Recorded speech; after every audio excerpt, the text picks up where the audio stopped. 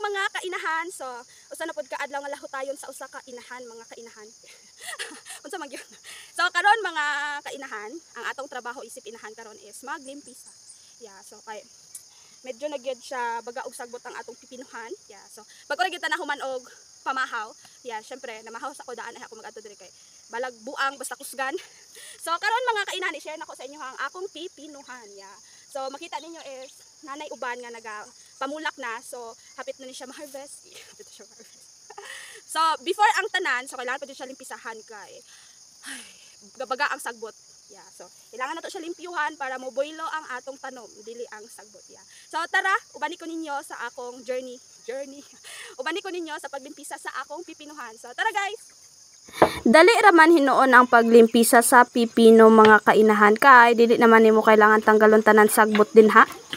Ang kailangan lang nato tanggalon nga sagbot mga kainahan is katulang dool sa punuan sa pipino. So katong mga layo na dili na pasagdahan lang nato na sila nga mo baga, bahala na sila din ha. So kay ang purpose mong gud ana mga kainahan nga ko mag-abono tapuhon maabsorb yun dahil sa pipino ang atong abono. Wala siyang kaagaw. Yes, so mo to ang ato lang tanggalon nga sagbot is katulang dool sa iyahang punuan. Og nahuman ako og limpisa sa atong pipino. So makita ninyo nga naapay mga sagbot nga nabilin. So kana sila wala na layo na kaay na sila sa punuan sa pipino.